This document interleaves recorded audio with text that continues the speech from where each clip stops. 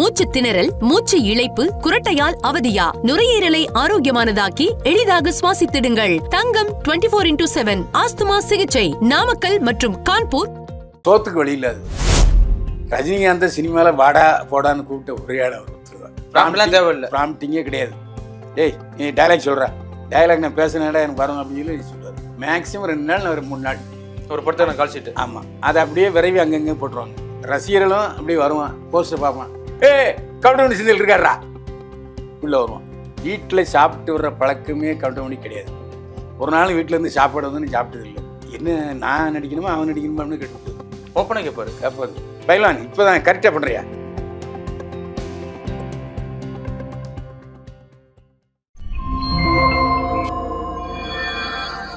King TV நேயர்களுக்கு வணக்கம். இன்றைய சிறப்பு நேர்காணலில் நம்மோடு இணைந்திருப்பவர் மூத்த நடிகர், மூத்த பத்திரிகையாளர் திரு பைல்வான் ரங்கநாதன் அவர்கள். சார் வணக்கம். என்னை வாழ வைத்துக் கொண்டிருக்கும் யூடியூப் சேனல் நேயர்களுக்கு நன்றியும் வணக்கமும். போற்றுவார் போற்றட்டும், புழுதிவாரி தூற்றுவார் தூற்றட்டும்.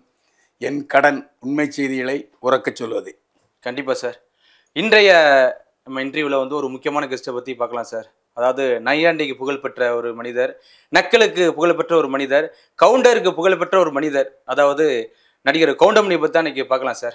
முதல்ல கவுண்டமணி அவர்கள் எப்படி ஆரம்ப கட்ட சினிமா என்று எப்படி சார்? அவர் வந்து சோத்துக்கு வழி இல்லாது. ரொம்ப சாதாரண குடும்பம், ரொம்ப கஷ்டப்படுற குடும்பம், ரொம்ப கஷ்டப்பட்ட குடும்பம். உடுமலைப்பேட்டை பக்கத்தில் ஒரு சின்ன கிராமம். அதில் வந்து எழுத படிக்க தெரியாது. அப்படிப்பட்ட சூழ்நிலை. ஆனால் அவர் கவுண்டமணின்னு பேர் வந்ததுக்கு 2 காரணம். ஒன்று, ஊர் கவுண்டர் அப்படிங்கிற வேஷத்தில் நாடகம் நடிச்சிருக்காரு. ஆமாம், இந்த கோயில் ட்ராமாக்களில். அப்போ ஊர் கவுண்டர்னு கவுண்டமணி அப்படின்னு சொல்கிறாங்க. ஒன்று, சென்னையில் வந்து அவர் கவுண்டர் அதிகமாக பண்ணுவாருங்க. யார் என்ன பேசினாலும் கவுண்டர் பண்ணிடுவார். அப்போ அதனால் கவுண்டமணி அப்படின்னு சொல்கிறாங்க. அதான் அவர் பேர். ஆனால் அவர் கிட்டத்தட்ட 1000 ப்ரைஸ் கேம்ப்னா இப்போ உள்ளவங்களுக்கு தெரியாது. அதாவது எல்லா பட்டி தொட்டியில் உள்ள சின்ன சின்ன கிராமங்கள்லையும் நாடகத்துக்கு ஆளுங்க வரமாட்டாங்க. நாடகத்துக்கு வந்து 8 அணா 4 அணா காசு கொடுத்து வருவாங்க.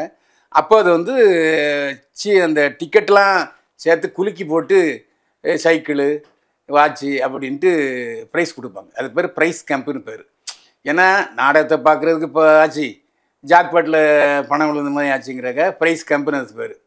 நாடகம் தான் நான் ப்ரைஸ் கேம்ப்புன்னு. அந்த மாதிரி கிட்டத்தட்ட தமிழ்நாடு முழுக்க எல்லா ஊர்லேயும் போய் அந்த ப்ரைஸ் கேம்பில் அப்போ 100 ரூபா கொடுப்பாங்கன்னு நினைக்கிறேன் ஒரு நாளைக்கு. அப்படியே ஒரு காலத்தை ஓட்டிக்கிட்டு இருக்கிற நேரத்தில் அவர் வந்து சென்னைக்கு வந்தால் தங்குற இடம் 19C அப்படின்ட்டு தேனாம்பேட்டையில் இப்போ ஒரு ஐடி கம்பெனி இருக்குது.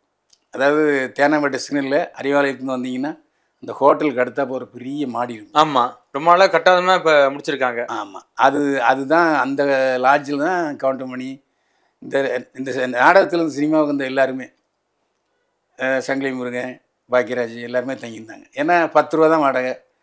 ஒரு சிங்கிள் டீ வாங்கி 2 பேர் குடிச்சிட்டு படுத்துட்டு கிடந்த காலம்லாம் உண்டு. அப்போ அங்கே வசதியானவர் யாரும் சங்கிலி முருகன்.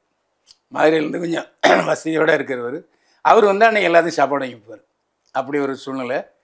அப்படிப்பட்ட சூழ்நிலை பாக்கியராஜுக்கும் கவுண்டமணிக்கும் நல்ல ஒரு உறவு ஏற்பட்டுச்சு. எப்படி சார்? அதாவது அந்த லாட்ஜில் தங்கியிருக்கும்போது. ஆனால் அப்போவே பாக்கியராஜை வாடா படம் தான் பேசுவார். கவுண்டமணி. ஆமாம், கவுண்டமணிக்கு ஒரு கெத்து என்னன்னா, ரஜினிகாந்த் சினிமாவில் வாடா போடான்னு கூப்பிட்ட ஒரே ஆள் அவர் ஒருத்தர் தான். அப்பா ரஜினிகாந்த் அப்போது வாசு சார் போய் வாசு போய் கவுண்டமணி ஈஸியாக காதை கடிச்சிருக்காரு. என்ன இல்லை ரஜினி சாரை நீங்கள் வாடா போடா அவன் சொன்னானா, இது ஒரு காதில் கேட்டுட்டு ரஜினிகாந்த் வந்து இல்லை அவர் என்னோட சீனியரு, என்ன நான் நடிக்கும் முதல் படத்துலேயே அவர் நடித்தார், வேண்டாம் அவர் விட்டுருங்க, அவர் போக்கில் அவர் விட்டுருங்க. அந்த மாதிரி ஒரு அதாவது வயிற்றுல சோறுனாலும் கெத்து, அதுக்கு உதாரணம் அவர். அதாவது அப்படி ஒரு யாருக்கு ஈடு கொடுத்து விட போக மாட்டார், வாடா போட தான் பேசுவார். அப்படி சூழ்நிலை. ஆனாலும் அவருடைய திறமை அவருக்கு தெரியும். யார்? பாக்யராஜ் சாருக்கு அவருடைய திறமை நல்லா தெரியும். அதனால் பாக்யராஜ் சார் தான் அவர் சொல்லியிருக்காரு, இந்த மாதிரி நம்ம 19C ஒருத்தர் இருக்கார், அவருக்கு நல்லா பேசுவார் அப்படின்னு சொல்லி சரி கூட்டு வைப்பான்னு இருக்கார்.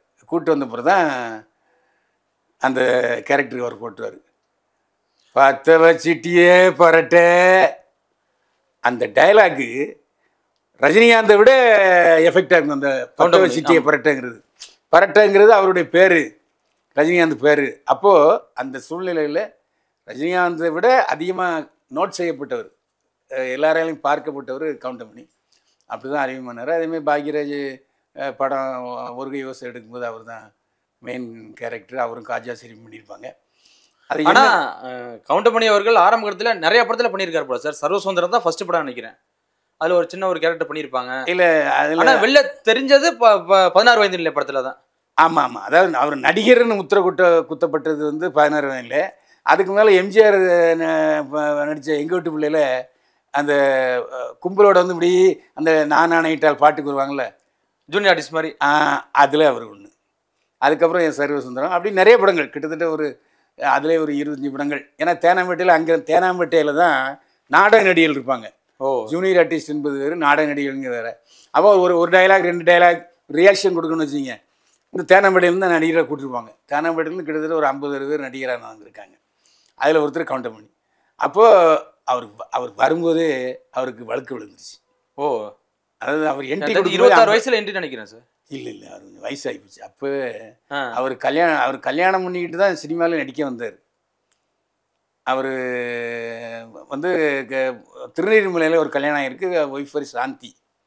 அவர் 2 பொம்பளை பசங்க, சங்கமித்ரா, இன்னொன்று 2 பெண் குழந்தைகள் தான். அப்படிப்பட்ட சூழ்நிலையில் அவர் கல்யாணம் ஆகி தான் சினிமாவுக்கே வந்தார். வரும்போதே 35 வயசு இருக்குன்னு நினைக்கிறேன். அப்போவே ஆள் வந்து கொஞ்சம் 50 வயசுக்கார மாதிரி இருப்பார். அப்படிப்பட்ட சூழ்நிலையில் அப்புறம் இந்த பற்ற வச்சுட்டே பரட்டை அப்படின்னு தான் சொல்லியிருக்காரு டைலாக். பாக்யராஜ் சார் தான் அதுக்கு சொல்லியிருக்காரு வசனத்தை. அவர் தான் அப்படி சொல்லியிருக்காரு. ஏன்னா நான் சொன்னது வேறு மாதிரி சொல்கிறீங்களேன்னு பாக்யராஜ் கேட்டிருக்காரு. உங்கள் டைரக்டர் என்ன சொன்னார்? அப்போவே இவர் தான் கூட்டி போயிருக்காரு. பாக்யராஜ் தான் கூட்டி போயிருக்காரு. ஆமாம். எப்பா மானிட்டர் உங்கள் டைரக்டர் ஓகே சொல்லிட்டாரு, கொண்டு பண்ணிட்டுருக்காரு. அப்போ எவ்வளவு கெத்தாக இருந்திருப்பார். அதை ஒரு 2-3 இடத்துல வச்சுட்டாரு. அப்படியே அவருக்கு பேராயிட்டு. நீங்கள் எந்த ஒரு படத்துலையும் ஒரு நடிகர் தன்னை ரசிகர்களை ஈர்த்துட்டாருன்னு வச்சுங்க, அவர் ஒன்றும் ஹீரோவார், ஒன்றில் வில்லனாவார், இல்லாட்டி காமெடினாவார். அதனால ஒரு மாடுலேஷன் உருவாக்கி தான் போதும் சார். ஆமாம். அது என்னென்னா அந்த நடிகர்களுக்கு ஒரு வித்தியாசமாக என்னென்னா, இப்போ சினிமா நாடகத்தில் இல்லாமல் ஒரு நடிகர் இருக்காங்களே, அவங்கெல்லாம் அப்படி தான் பேசுவாங்க. பேசுகிறது சரியாக கேட்காது. ஏன்னா டப்பிங் பேசிடுவாங்க என்னதில்.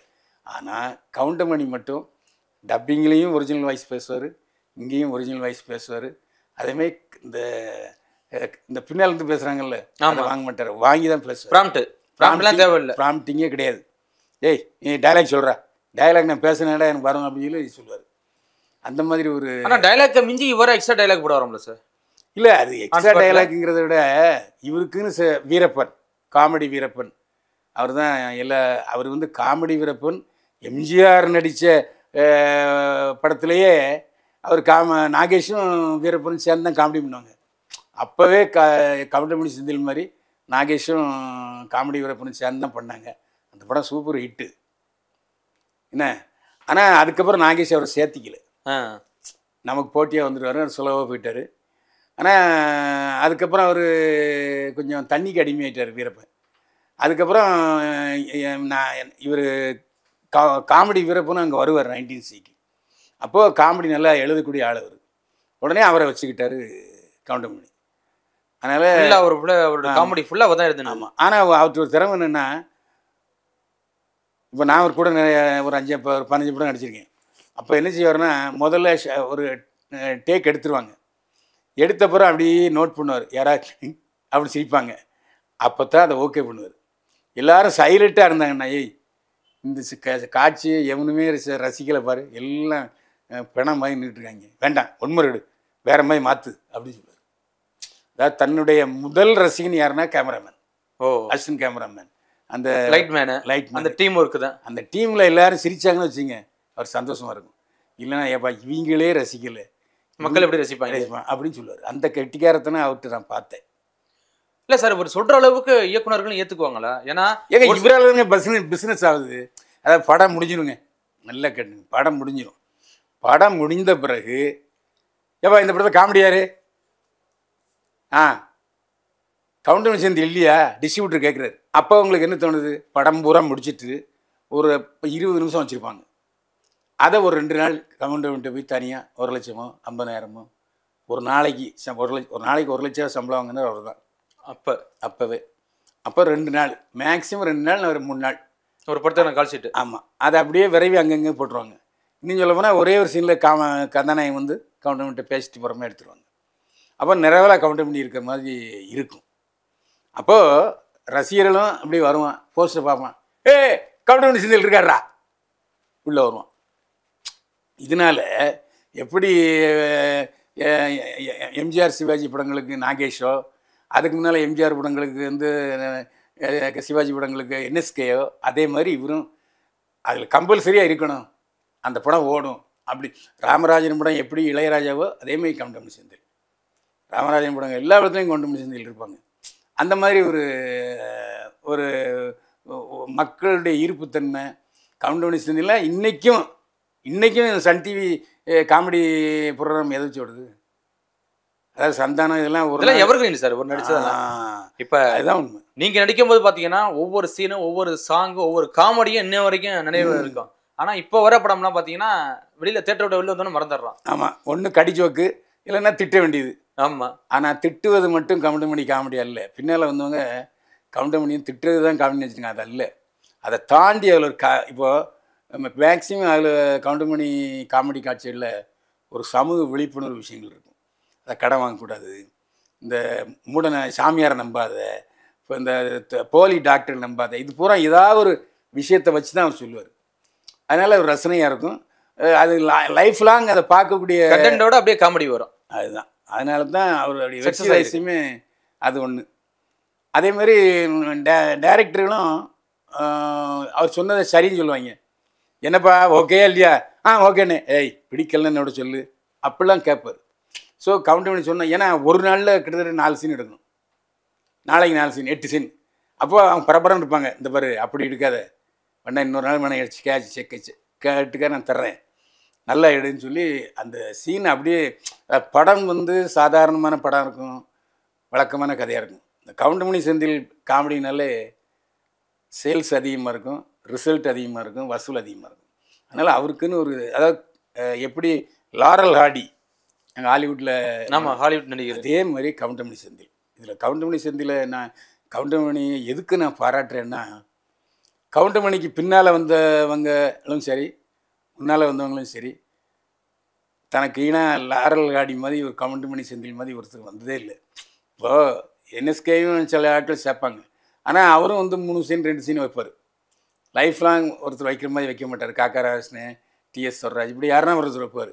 இவர் மட்டும்தான் கவுண்டமணி செந்தில் அந்த லாரல் ஹார்டி மாதிரியே ஒரு வித்தியாசமாக கொடுத்தாங்க. அது தமிழ் சினிமாவில் வரலாறு. தமிழ் சினிமா வரலாற்றில் கவுண்டமணி செந்தில் என்பது ஒரு அத்தியாயம், அது சந்தேகமே இல்லை. நிறைய படம் வந்து இவருடைய காமெடி வச்சே படம் ஓடி இருக்கு. ஆமாம், அப்படிலாம் சொல்கிறாங்க சார். உண்மை? ஆமாம், உண்மை. இவர் தான் படத்தை கொண்டு போவார், ஆனால் ஒரு காமெடி கேரக்டராக இருக்கும். ஆனால் அந்த படத்தை நகர்த்துற ஃபுல்லாக இவர் தான் நகர்த்துவார். இவரை நோக்கி தான் எம்ஜிஆர் சிவாஜிக்கு எப்படி நாகேஷோ அதே மாதிரி அது ரஜினிகாந்த் இருக்கட்டும், கமலஹாசனாக இருக்கட்டும், கவுண்டமணி செந்திலுக்குன்னே ஒரு காமெடி உண்டு. அதாவது சில நேரங்களில் கவுண்டமணி வந்து கமலால் புரியப்பட மாட்டார். கமல் வந்து கவுண்டமணியை பிடிக்காது, ஏன்னா வாடாப்படான்னு பேசுவார். ஆனாலும் உதயகுமார் அவருடைய படத்தில் கவுண்டமணி வேணும்னு சொல்லி போட்டார், படம் ஓடிச்சு. அதனால் அவர் அதுக்கப்புறம் கவுண்டமணிக்கு போல ஜனராஜெல்லாம் கொஞ்சம் கொண்டு வந்தார் கமல்ஹாசன். அதனால் கவுண்டமணி அவர் ஸ்டேட்டஸ் அப்படி தான் வச்சுக்கிட்டு இருந்தார். அவருக்குன்னு ஒரு மார்க்கெட்டு, தனி மார்க்கெட்டு இருந்துச்சு. அதனால் அதை அசைக்க முடியாத நபரை வழங்கினார். 15 வருஷம் கோட்டை கட்டி தமிழ் சினிமாவில் கவுண்டமணி கொடி கட்டி பிறந்தவர் கவுண்டமணி செந்தில் தான். ஆமாம், அதாவது ஒரு கதாநாயகம் அமைஞ்சு போனால் 4 படம் நடிப்பார். இவர் வருஷத்தில் 36 படம் 35 படம் நடிப்பார். கிட்டத்தட்ட ஒரு ஹீரோக்கு ஈக்குவலான சம்பளம் வாங்கியிருப்பாரு. ஆமாம், அதேமாதிரி ஒரு ஜாலியான நபர் அவர். அதாவது அவர் இருக்க இடம் வந்து ரொம்ப ஜாலியாக இருக்கும். ஆனால் நோஸ் கட் பண்ணுவார், அதை அட்ஜஸ்ட் பண்ணிக்கணும். எவன் யாருன்னு பார்க்க மாட்டார், என்ன யார் பேசுனாலும் சரி. ஆமாம், அதுமாதிரி அவர்கிட்ட ஒரு நல்ல பழக்கம் என்னென்னா, ஒரு கிராமத்துக்கு முன்னாடினா கவுண்டமணியும் சரி செந்திலும் சரி, இங்கே சூடாக எங்கடா இட்லி போடுறாங்கன்னு அங்கே போய் வாங்கிட்டு சொல்லுவார். இல்லை அந்த கிராமத்துக்கு அந்த கடைக்கே போயிடுவார். அப்படி ஒரு டைப்பு. ஏன்னா அந்த கிராமத்து கடைகளை வச்சே அவர் வந்து காமெடி நிறையா பண்ணியிருக்காரு, கடை காமெடி. அதனால் அது அவர் அந்த நெல்லை தோசை வந்து அவருக்கு ரொம்ப பிடிக்கும். எண்ணெய் பொடி வச்சு நெல்லை தோசை சின்ன மசாலோட போடுவாங்க, அதெல்லாம் அவருக்கு பிடிக்கும். அதேமாதிரி இப்போ எம்ஜிஆருக்கு சாப்பாடு வரும், நான் சாப்பிட்ருக்கேன். சிவாஜி கணேசன் அவர் வீட்டிலேருந்து அவர் மட்டும் சாப்பாடு வரும். யார் அவங்க சாப்பிட்டு மீதி மேக்கப் பண்ணி சாப்பிடுவாங்க. அவரோட யாரும் சாப்பிட மாட்டாங்க. எம்ஜிஆரோட எல்லாம் சாப்பிடுவாங்க. கவுண்டமணியில் ஒரு நாளும் வீட்டிலேருந்து சாப்பிட்டு வர மாட்டார். எல்லாம் சோடிஸ் பாட்டு தான். ஆமாம், 9 மணிக்கு வந்தாலும் டேய் என்னடா இருக்கு தர மாட்டேன், என்னடா இருக்கு அண்ணே, போய் அந்த நெல்லை கடையில் போய் 4 எண்ணெய் தோசை பிடிச்சிட்டா போ அப்படின்றது. வீட்டில் சாப்பிட்டு வர்ற பழக்கமே கவுண்டமணி கிடையாது. ஒரு நாள் வீட்டிலேருந்து சாப்பாடு வந்து நீ சாப்பிட்டது இல்லை. என்ன வேணுமோ அங்கே ஆர்டர் பண்ணி சாப்பிடுது. ஏன் என்ன காரணம்? வீட்டிலேருந்து கொண்டு வந்து சாப்பிடலாமா சார்? நான் ஒரு நாள் கேட்டேன், ஏண்டா உங்கள் அக்காவுக்கு சமைக்க தெரியாதுடா, கேவலமாக இருக்கும், அதை போய் நான் சாப்பிட சொல்கிறியே அப்படி போய் அதை கொண்டு வந்து இங்கே எல்லாத்தையும் அசிங்கப்படுத்தணுமா? ஆமாம், நானே சாப்பிட்டுக்கிடுவேன். அதனால் ஏன்னா வருஷத்தில் 320 நாளும் இங்கே ஷூட்டிங் இருக்குது, இல்லைன்னா ஏதாவது ஒரு ஹோட்டலில் சாப்பிட வரப்படுறது. அப்படி தான் வீட்டிலேருந்து ஒரு நாளும் கவுண்டமணிக்கு சாப்பாடு கொண்டு வந்து நான் பார்த்தது இல்லை. அதே சமயத்தில் செந்தில் கூட சில நேரங்களில் வீட்டிலேருந்து கூழெல்லாம் கொண்டு வருவார், கேப்பக்கூழ்லாம் வச்சு கொண்டு வருவார். ஆனால் கவுண்டமணி ஒரு நாள் கொண்டு வந்து நான் பார்த்ததில்லை. இப்போ சமீபத்தில் கடைசியாக நான் நடித்தது கூட ஒத்த ஓட்டு முத்தியான்னு இப்போ ஒரு ஹீரோ, ஒரு நாளைக்கு அப்புறம் ஹீரோ அடிக்கார். அந்த படத்துலேயும் அவர் வந்து ஹோட்டல்லாம் சாப்பிட்டார். ஆனால் என்ன சுடுதண்ணி சாப்பிடுவார், கொஞ்சம் சுகர்லாம் சாப்பிட மாட்டார். அது இல்லாமல் காய்கறி கொஞ்சம் நிறையா வாங்கிட்டு விடா அப்படின்னு சொல்லி காய்கறிலாம் அவருக்கு தனியாக வெட்டி கொடுப்பாங்க. இல்லை, அவர் சீனை நடிக்கும் போது சார் இப்போ அவருடைய காமெடியை தாங்க முடியாமல் மற்ற ஆர்டிஸ்ட்லாம் சிரிச்சிடுவோன்னு சொல்கிறாங்கல்ல, ஏன்னா நீங்களும் ஒரு அவர் கூட நடிச்சு அது உண்மைதான். என்ன ஆகுனா மேலே விடணும்னு சொல்றீங்க, கீழே ஒருத்தர் இருக்கான் பாரு அப்படின்னு சொன்னீங்கல்ல, அந்த காமெடி எப்படி சார் வந்துச்சு? டேய் நான் எவ்வளோ ஏமா புரியலையே உனக்கு, சிரிக்கன்னா கொஞ்சம் சிரி ஒரு 5 நிமிஷம் சிரி, இப்போ எடுப்போம். ஷார்ட்டில் சிரிச்சுக்கிட்டு இருக்காதுன்னு திட்டுக்கே நான் பார்த்துருக்கேன். ஷர்மிலாம் செம்ம பாட்டு வாங்கும். ஆமாம், அதனால் அவர் உண்மையிலே அது தாங்க முடியாமல் சிரிக்கிறது உண்டு. அது கேமராமேன் சிரிப்பாங்க கட் பண்ணிவிட்டு. இப்போ ஷூட் போது சிரித்தா அது எப்படி இருக்கும்? சில சீனில் ஷூட் போது சரி சிரிச்சா பரவாயில்ல விடுப்பா அப்படின்னு விட்டுருவார், கட் பண்ணிடுவாங்க எடிட்டர், இல்லைன்னா திட்டு தான் செய்வார். ஆனால் அதே மாதிரி அவரை ஓவர்டேக் பண்ணாமல் பார்த்துக்கிடுவார். ஓ, அதாவது அந்த பிட்டு முடியும் போது அவர் டைலாக் இருக்கணும், அதில் வெடி சிரிப்பு வரணும். அந்த சீனில் முடியும் போது நான் பேசி எனக்கு வெடி சிரிப்பு வச்சுங்க டென்ஷன் ஆயிடுவாரா? டேய் டைரக்ட் நைஸாக கூப்பிட்டு ஏய் என்ன நான் நடிக்கணுமா அவன் நடிக்கணுமா அப்படின்னு கேட்டுவிட்டாரு. ஓப்பனாக கேட்பாரு. டேய் இந்த டைலாக் நீ சேர்க்கவே இல்லை, எதுக்கு இப்போ பேசுகிற அப்படிலாம் கேட்பார். அதனால் டைரக்டே சொல்லிடு, அண்ணே சொன்னதை கேட்டு நடிங்கண்ணே, டைம் ஆகுதுண்ணே, லஞ்சுக்குள்ளே 2 சீன் முடிச்சாகணும் அப்படிலாம் என்கிட்ட நிறைய பேர் சொன்னதை நான் கேட்டிருக்கேன். சரி அவரை வச்சு தான் பிஸ்னஸ்ஸு, அவர் என் கூட நடிக்க மாட்டேருன்னா என் பிள்ளை பண்ண வருது. கண்டிப்பாக ஓகேன்னு பைலான் இப்போ தான் கரெக்டாக பண்ணுறியா, அதை அப்ளை பண்ணு அப்படின்னு. ரிஹர்சலில் என்ன பண்ணுறோமோ அதுலேருந்து கூடுதலாக 2 எழுத்து சேர்த்த விட நீ ரிஹர்சல் அப்படி பேசலையே இனிமே அப்படி பண்ணாத, ஏன்னா அது இடையில ஒரு டயலாக் இருக்கும், அப்போ ஒன்றும் பிரச்சனை இல்லை. அதனால் சொல்லுவார் ஏதோ ஒன்று சேர்த்தியே இல்லைன்னே அது வேண்டாம் அப்படிம்பார் ஒரே வார்த்தை. டைரக்டர் அங்கேருந்து அப்படின்பார் விட்டுருவேன். ஆரம்பத்தில் மானிட்டர் பார்த்துட்டு தான் போவீங்க? அப்பே தெரியல. இல்லை மானிட்டர் அப்போல்லாம் கிடையாது. அப்போல்லாம் இல்லை மானிட்டர் நம்ம ரோல் பண்ணுறதுக்கு முன்னாடி. ஆமாம் அதாவது சினிமாவில் ஒரு மானிட்டர் பார்க்கலாம் அப்படிம்பாரு.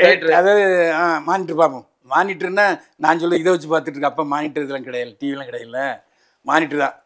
அப்போது அவர் என்ன சொல்லுவார், மானிட்டரில் நான் வந்து மெதுவாக பேசுகிறது இல்லை, நானும் சத்தம் மட்டும் பேசுகிறேன்.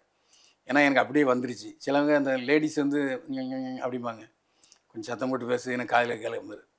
இல்லை நான் அதனால் நீ டேக் அதிகமாக எனக்கு சக்தி போயிட்டுருக்கு அப்படிங்கிறது தெளிவாக சொல்லுவார். ஓ, எப்படி சிங்கிள் டேக் ஆர்டிஸ்டா அப்படி சார்? இல்லை ஆமாம், அதில் ஒரு தடவை சொன்னார்னா கரெக்டாக பண்ணிடுவார்.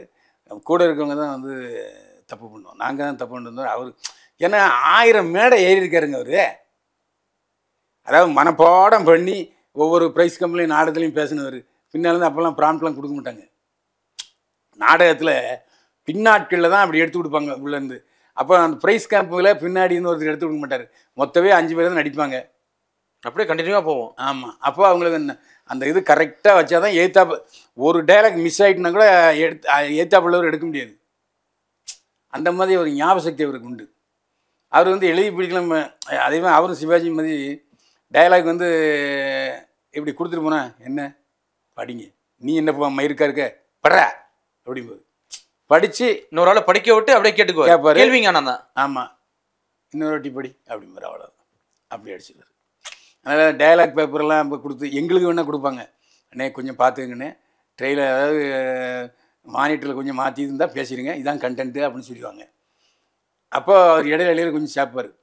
சேர்த்ததுக்கப்புறம் நாம் டயலாக் எடுக்க வேண்டிய மாதிரி இருக்கும். அப்போல்லாம் நம்ம அப்படி பேசணும், அப்போ தான் கொஞ்சம் அனுபவம் இருக்கும். ஸ்கிரிப்டை தாண்டி எப்படி அவர் டைலாக் பேசுவார் எப்படி சார்? ஏங்க அவர் அதான் சொன்னல, நாடகத்தில் என்னென்ன விஷயங்கள் காமெடி இருந்துச்சு, கிட்டத்தட்ட ஒரு 1000 மேடை இருக்காது. அப்போ அந்த இதெல்லாம் அதை ராவாக எழுதிட்டு வருவாங்க டைலாக் ரைட்டர்ஸு. அப்போ அதை கூடுதல் மெருகுப்படுத்துவார்.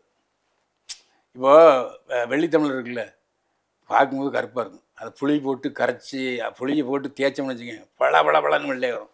அதே மாதிரி அவர் பண்ணுவார், பாலிஷ் பண்ணுவார். அவர் நடித்த படங்களே பார்த்தீங்கன்னா இந்த கரகாட்டக்காரன் படம் ஒரு மிகப்பெரிய ஹிட்டு அடிச்சது. அது ஒரு விஷயம் என்ன தெரியுமா, இப்போ தான் அது ஏற்கனவே தெரியும், ஆனால் சமீபத்தில் அது உறுதிப்படுத்தியிருக்கார் ராமராஜன். என்ன சொன்னார்னா, அந்த டைமில் வந்து அந்த படத்தினுடைய தயாரிப்பாளர் கருமாரி கந்தசாமி ஒரு ப்ரொடக்ஷன் மேனேஜர் 2 பேரும் தான். அவங்க 2 பேரும் டிஎம்கே, ஏன்னா ராமநாராயணனுடைய ஆட்கள் அவங்கெல்லாம். அப்போது எஸ்எஸ் சந்திரன் தான் இப்போ டிஎம்கேல கொஞ்சம் சினிமா அதிகமாக இருக்கார். ஆமாம். ஸோ ராமராஜன் தான் அந்த கேரக்டர் போட்டது. ராமராஜன், எஸ்எஸ் சந்திரன், செந்தில். எஸ்எஸ் சந்திரனும் செந்திலும் தான் காம்பினேஷன். அப்படி இருக்கும்போது அவர் வந்து ராமராஜன் ஏடிஎம்கேல சேர்ந்துட்டார். அப்போவே ஆமாம், கரகாட்டக்காரன்லாம் அவர் ஏடிஎம்கேல சேர்ந்துட்டார். அப்போ அவர் என்ன சொல்லியிருக்காரு, நான் ஏடிஎம்கே, அவர் டிஎம்கே. அவர் டிஎம்கே காமெடி சொல்லுவார், அப்போ சரியாக வராது, நீங்கள் கவுண்டமணியை போடுங்க. அப்போ கவுண்டமணி வந்து ஹீரோவை நடித்து ஒரு 3 மாதம் 4 மாதம் வீட்டில் இருக்கார், சும்மா இருக்கார். அதாவது ரீஎன்ட்ரி வந்து கவுண்டமணிக்கு கரகாட்டக்காரன் தான். அதுக்கடையில் செந்தில் தனியாக செலவு பண்ணுறாரு, எஸ்எஸ் சந்திரன் செலவு பண்ணுறாரு, அப்படிலாம் பண்ண ஆரம்பிச்சிட்டாங்க. அப்போ டைரக்டர் கேட்குறாரு, கங்கமுறை இல்லை எஸ்எஸ் மாமா, எஸ்எஸ் எல்லாம் மாமா தான், எஸ்எஸ் மாமா சொல்லிட்டேனே, சொல்கிறத கேளுங்க. ஏன்னா அப்போ ராமராஜன் கொஞ்சம் பீக்கில் தான் இருந்தார், கொஞ்சம் பீக்கில் வந்துட்டார். நீங்கள் ஒரு 2 நாள் எடுத்து பாருங்கள், நல்லா இல்லைன்னா நான் வேணா நீங்கள் மாற்றிக்கினார். 2 நாளும் ஓஹோன்னு சிரிச்சு கங்கமுறை. அந்த காம்பினேஷன் வந்து அப்படி ஒரு காம்பினேஷன். அதாவது இப்போ குள்ளமணி வந்து கேட்குறது, ஏம்பு தலைக்கு பேத்தம்பழம், ஏம்பு தலைக்கு பேத்தம்பழம், ஏன்டா இங்கேயே ஏன்டா வந்து கேட்டுட்ருக்க, அதெல்லாம் குபீர் சிரிப்பு. நீங்கள் பாட்டு காமெடி 2 தான் தூக்கி நிறுத்திச்சு இந்த படம். ஆமாம், ஆக்சுவலாக தில்லை நம்மள தான், அது ஒன்றும் வித்தியாசமே கிடையாது. கரெக்டு. அப்போது அதுக்கப்புறம் அவருக்கு பிடிச்சிருச்சு, அப்படியே கண்டினியூ பண்ணிட்டாங்க. அதுக்கப்புறம் மறுபடியும் ரீஎன்ட்ரி கரகாட்டக்காரன் தான். அதுக்கப்புறம் கவுண்டமணி செந்திலெல்லாம் அவர் படத்தில் தொடர்ந்து நடித்தாங்க. அப்படிப்பட்ட சூழ்நிலையில் அங்கேயும் வந்து கவுண்டமணி நடவடிக்கைகள் ராஜிரனுக்கு பிடிக்கல, அவர் என்ன பண்ணார், வடிவேலை கொண்டு வந்தார். இப்படி ஒவ்வொரு விஷயங்கள் இருக்குது. ஆனால் கவுண்டமணி ஒரு 5 படங்கள் அவரும் கதை நடித்தார். 2 படம் ஓடிச்சு. அது மற்ற கந்தநாயகமாய் தான், எப்படி வடிவேலுக்கு 2 படம் ஓடிச்சு, அதுக்கப்புறம் ஓடலை, அதுமாதிரி அவருக்கும் 2 படம் ஓடலை. ஏன்னா காமெடிங்கிறது ஒரு லிமிட் தான் அதுக்கு. அதனால அப்புறம் மறுபடியும் ஒரு காமெடி ஆகிட்டார்.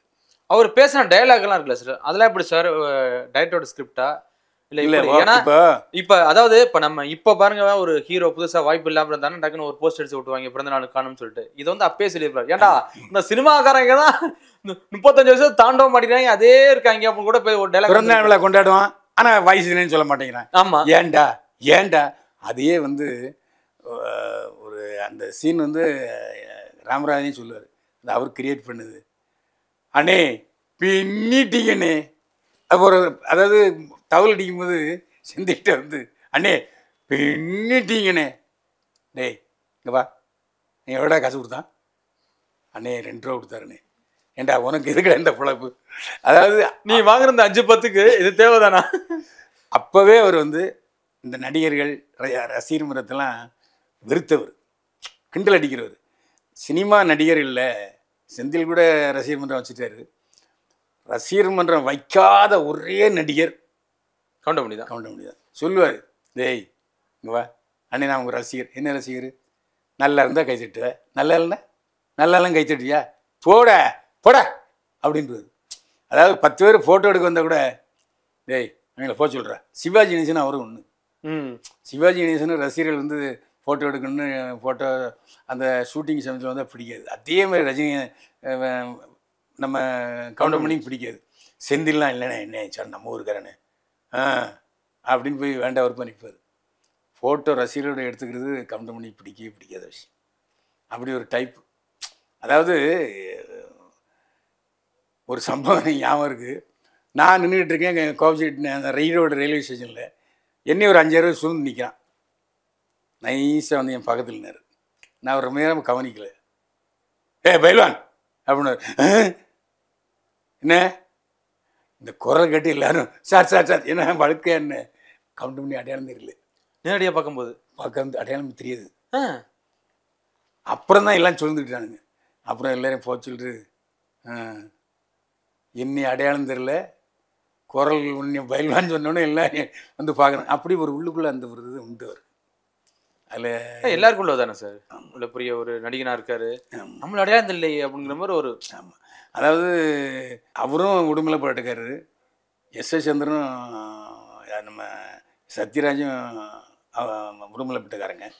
ஆனால் என்ன சத்யராஜும் மணிவண்ணனும் உடுமலைப்பட்டுக்காரங்க கல்லூரியில் படித்தவங்க 2 பேருமே. ஸோ அவங்க காம்பினேஷன் வேறு டைப்பாக இருக்கும். இவர் கவுண்டமணி காம்பினேஷன் வேறு டைப்பாக இருக்கும்.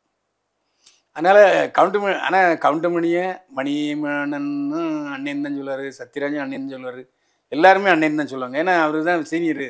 ஆமாம், அதனால் எல்லாருமே அண்ணன் தான் சொல்லுவாங்க, மரியாதை வச்சுருப்பாங்க. அதேமாதிரி முதல்ல அண்ணே வணக்கண்ணே இருக்கட்டும் சொன்னது அவர் தான். திருப்பி வணக்கம் சொல்ல மாட்டார்.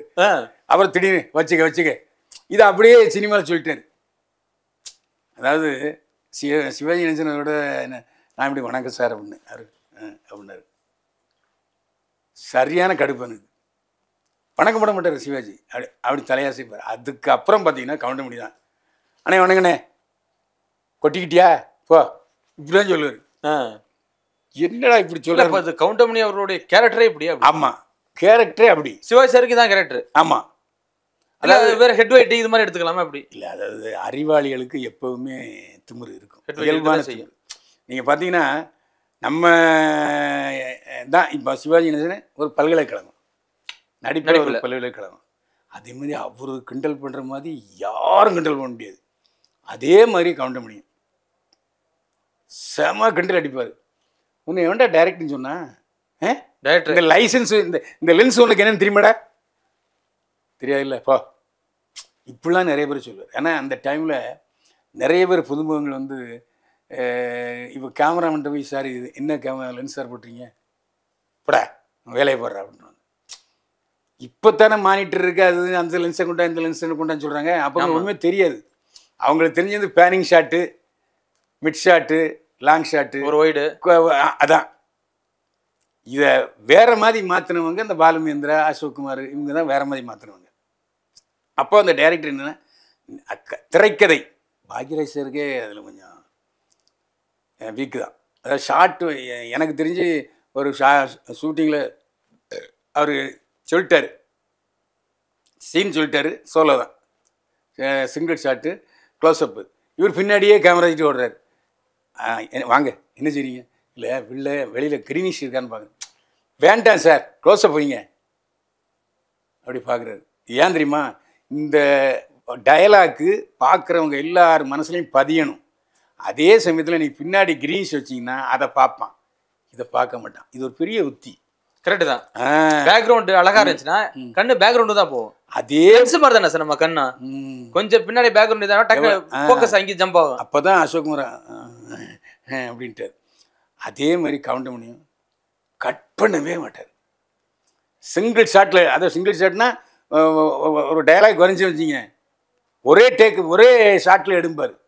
கட் பண்ணி போகாதப்பா, க்ளோஸ்அப் எதுக்கு வைக்கிற அப்படின்னா அந்த இது விட்டுரும் அப்படின்னு அந்த ரியாலிட்டி போயிரும்ல சார். கட் பண்ணி போனால் ரியாலிட்டி போயிடும். அதனால் அவர் சொல்லுவார், இது டியூவல் ஷாட் வச்சுக்க, இது 3 பேர் வச்சுக்க, கட் பண்ணாத, ஒரே டேக். கட் பண்ணால் கூட சரி 1 மோர் எடுத்துக்கணும்னு இருப்பார். அப்படி ஒரு டைப்பு. ஏன்னா காமெடியில் அந்த க்ளோஸ்அப் வைக்கக்கூடாதுங்கிறதுல ரொம்ப தெளிவாக இருப்பார். தேவைப்பட்டால் மட்டும் வைப்பார். அதுவும் டேரக்டர் என்ன இது நீங்கள் சோலா சொன்ன எப்படி சார் இவர் நடிக்கும் போது இவரே டைரக்ஷன் சொல்லிடுவாரு அப்படி இந்த ஷாட் வையா இது மட்டும் போதும் இல்லை இல்லை ஷார்ட்டு அதாவது ஷார்ட்டு டேரக்டர் தான் வைப்பார். அப்போ டபுள் ஷாட்னா ஏன் அவனையும் சேர்த்துக்க அவளையும் சேர்த்துக்க இந்த 3 டைலாக் இல்லை ஒரே இதில் எடு அப்படின்னு மட்டும் சொல்லுவார். மற்றபடி வேறு ஒன்றும் சொல்ல மாட்டார். டேரக்டர் கேமராமேன் விஷயத்தெல்லாம் தலையிட மாட்டார்.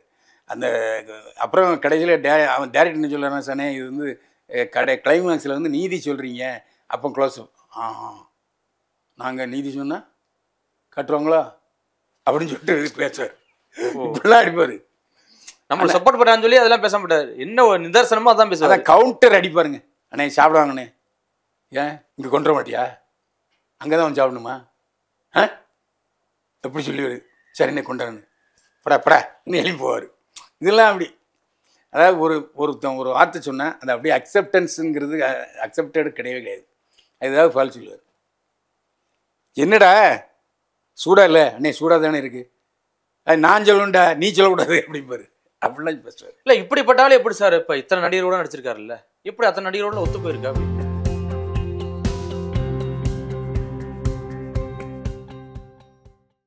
மூச்சு திணறல், மூச்சு இழைப்பு, குரட்டையால் அவதியா, நுரையீரலை ஆரோக்கியமானதாக்கி எளிதாக சுவாசித்திடுங்கள். தங்கம் 24/7 ஆஸ்துமா சிகிச்சை நாமக்கல் மற்றும் கான்பூர்.